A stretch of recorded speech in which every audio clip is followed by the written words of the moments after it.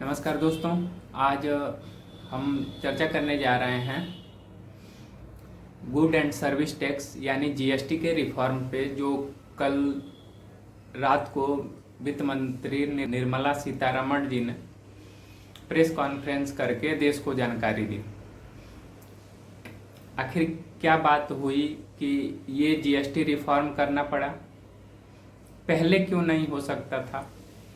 क्यों इसी समय इसको लागू किया गया और ये कब से लागू होगा? कौन कौन सी चीज़ें सस्ती हुई हैं, कौन कौन सी चीज़ें महंगी हुई हैं? क्या इससे हमारी जीडीपी पे कोई इफेक्ट पड़ेगा? क्या आम आदमी को कोई राहत होगा? क्या मिडिल क्लास को कोई राहत होगा या अपर क्लास को कोई परेशानी होगी? ये सारी चीज़ें हम देखते हैं। तो पहले शुरू करते हैं कि जीएसटी है क्या। GST good and service tax, जिसका नाम है, आम भाषा में अगर समझने की कोशिश करें तो वो एक टैक्स है।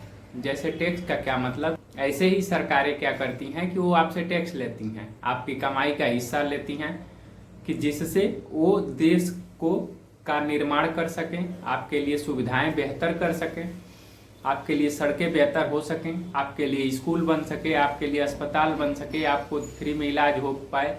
कहीं अगर आपदा आ जाए जैसे भूकंप, बाढ़ या जो भी चीज़ें, उसमें आपको डेली वेजेज या जो भी इसेंशियल चीज़ें हैं आपको प्रोवाइड करती है फ्री में, इसलिए हम टैक्स देते हैं। दरअसल ये टैक्स 1 जुलाई 2017 को लागू हुआ था इस देश में, और तब से हम वही टैक्स भरते आ रहे थे, हम देते आ रहे थे सरकार को।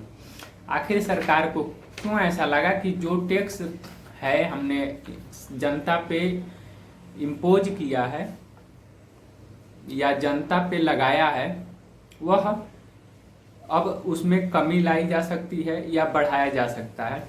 ऐसा क्यों सरकार को अभी मालूम पड़ा 8 साल बाद? तो ये बात ऐसी है कि आपको पता है कि पूरे विश्व में उथल पुथल मची हुई है। 2019 में मोदी जी की दोस्ती शुरू हुई थी ट्रंप से, उसके पहले से शुरू हुई थी, और 2025 में वो दोस्ती लगभग टूट सी गई है।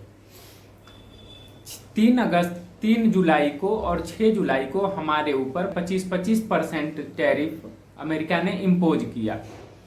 उसने कहा कि हम भारत पे एक्स्ट्रा टैरिफ लगा रहे हैं, जिससे हमारे यहाँ का जो एक्सपोर्ट था वो चीज़ें महंगी हो गई और वहाँ के लोगों ने खरीदना बंद कर दिया। इससे हमारी अर्थव्यवस्था जो रफ्तार पकड़ी थी उस पर थोड़ा सा ब्रेक लगा, और सरकार को ये लगा कि इसमें हम इस समय रिफॉर्म कर सकते हैं। चूँकि सरकार चाहती तो इसको पहले भी कर सकती थी, और पहले कर देती तो शायद आज जितनी बेरोजगारी है वो नहीं होती, कुछ हद तक कम होती, कंज्यूमर बढ़ जाते। तो इन सारी चीज़ों को हम इस वीडियो में डिस्कस करने जा रहे हैं। टैक्स जो हैं 4 तरीके के होते हैं। पहले क्या होता था कि वैट लगते थे, सेस लगते थे कि आप कहीं दूसरे राज्य से, एक राज्य से दूसरे राज्य में जा रहे हैं तो हर बॉर्डर पे आपको एंट्री करते वक्त वहाँ से टैक्स चेंज हो जाता था। जैसे आप महाराष्ट्र में हैं, अगर बिस्किट खरीद रहे हैं, वहाँ पे 5% है, तो हो सकता है कि यूपी सरकार उस पर 7% ले ले या 3% ले ले। ऐसा टैक्स था। केंद्र सरकार ने सबको इकट्ठा किया और कहा कि हम क्या करते हैं कि ये डिस्प्यूट सब हम खत्म करते हैं। पहले था कि सरकारों में भी क्लैश होता था कि इस राज्य में ये चीज़ें सस्ती हैं तो उस राज्य में महंगी क्यों है, तो वहाँ की सरकारों के लिए थोड़ी मुश्किल हो जाती थी, जो अभी भी पेट्रोल और डीजल चीज़ों पे होती हैं।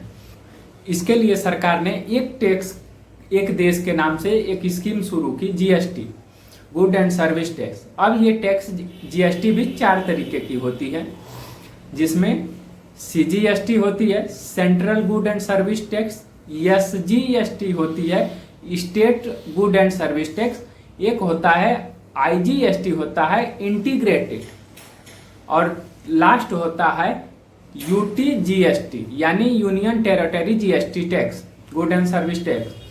पहला क्या होता है कि सेंट्रल, दूसरा स्टेट, तीसरा इंटीग्रेटेड। इंटीग्रेटेड का मतलब कि जो सामान एक राज्य से दूसरे राज्य में जा रहा है तो ये सारी चीज़ें होती हैं कि अगर मान लीजिए आपको कोई किताब या जो भी चीज़ें, अगर फूड आइटम्स कोई भी चीज़ें आप महाराष्ट्र से अगर यूपी में लाना चाहते हैं, तो सरकार ने कहा कि आप इकट्ठे आप क्या करिए, आप हमको 10% टैक्स दे दीजिए। हम क्या करेंगे कि 5-5% यूपी और महाराष्ट्र में बांट देंगे।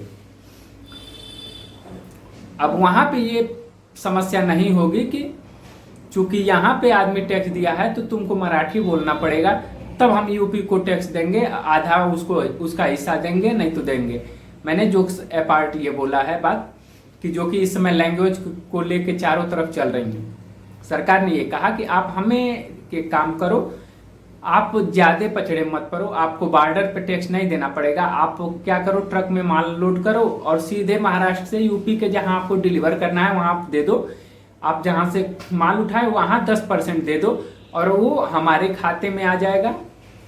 और हम क्या करेंगे कि महाराष्ट्र को 5% और उत्तर प्रदेश को 5% हम दे देंगे।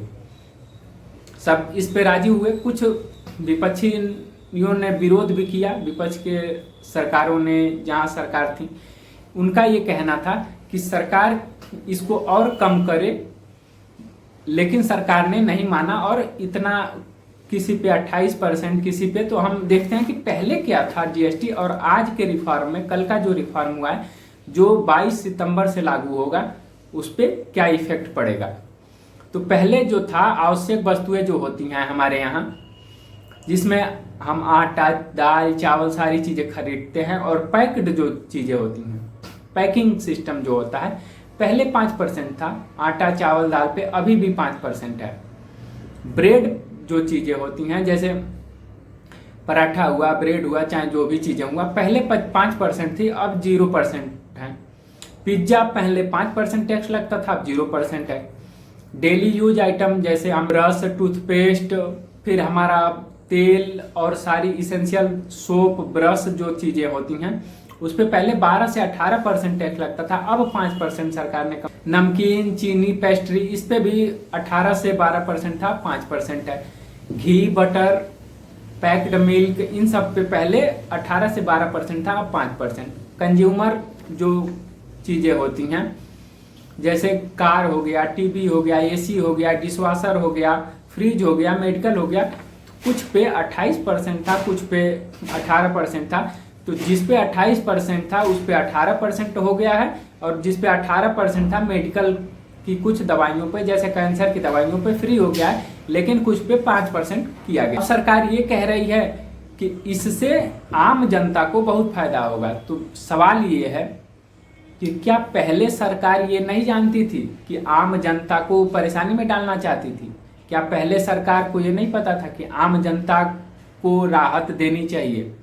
क्योंकि 2017 में ये टैक्स लागू हुआ, फिर कोविड ने हमें इफेक्ट किया, और हमने देखा कि उसमें एमएसएमई के जो माइक्रो फाइनेंस वाले थे या माइक्रो बिजनेस करने वाले व्यवसायी थे, एकदम से धराशायी हो गए। वो बहुत ज्यादा, जो कुछ लोग का व्यवसाय एकदम ठप हो गया।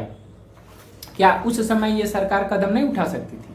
क्योंकि सरकार ये कदम उठा सकती थी, लेकिन उस समय विपक्ष के नेता राहुल गांधी जी एक मजबूत नेता थे, जो बार बार ये मांग कर रहे थे कि हमारी जो जीएसटी है उसको एक दरें लागू करना चाहिए। उन्होंने ये भी ट्वीट किया था कि 18% जो है उसको लागू करना चाहिए। अब सरकार के खेमे में खलबली इस बात की मची कि अगर हम 18% अभी कर देते हैं तो ये इसका क्रेडिट विपक्ष ले जाएगा। तो सरकार ने क्या कहा कि आम आदमी को कि आप दो, हमको उससे कोई लेना देना नहीं। अब कोई बोल दिया है विपक्ष का तो हम नहीं कम करेंगे। जब दोस्त ने धोखा दिया, मोदी जी जिसको दोस्त कहते थे, जबरदस्ती गले मिलते थे, उसने कहा कि हम टैरिफ इंपोज करेंगे, तब इनको याद आया कि हमारा घर भी है, हमारे पास किसान भी हैं, उनको राहत देना चाहिए। टैक्स किस बात की हमसे ली जाती है? टैक्स इस बात की हमसे ली जाती है कि सड़कें हम बनाएंगे, हम स्कूल बनाएंगे, हम आपको स्वास्थ्य सेवाएं देंगे। आपने इतनी बारिश में देखी कि मुंबई से लेके गुरुग्राम, हिमाचल, पंजाब, हर जगह बाढ़ है। दिल्ली में, गुरुग्राम में आधे घंटे की बारिश के बाद सड़कें डूब जा रही हैं। ये हमने टैक्स देके और सरकार से अर्जित किया है कि हम कहाँ कितनी सुविधाएं हमको मिल रही हैं। मेडिकल दिल्ली में आपको पता है प्रदूषण के नाम पे आपको क्या मिलता है। ये हमने 28% टैक्स देके और हमने कमाया है। सरकार ने कहा कि हम देंगे। जगह जगह अगर आप हाईवे पे निकलें तो गड्ढे पड़े हुए हैं। इस पे एक रिपोर्ट बैंक ऑफ बड़ौदा ने बनाई थी, जिसने कहा था कि इस रिफॉर्म से 0.7 से यानी 70,000 करोड़ से 1 लाख करोड़ तक का रुपए हम अर्जित कर सकते हैं, सरकार को फायदा मिल सकता है। और जो हमारी जीडीपी है वो 0.2 से 0.3% बढ़ सकती है। इसको बढ़ने में थोड़ा टाइम लगेगा, हो सकता है 1 साल लगे, 2 साल लगे, लेकिन बढ़ सकती है।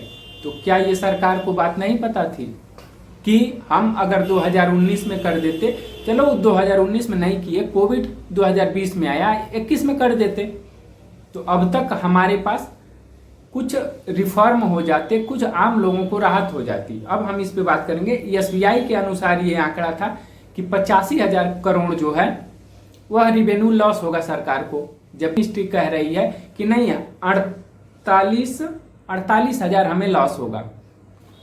अब इसमें सही कौन है और गलत कौन है, आप सोचिए और रिसर्च कीजिए और बताइए।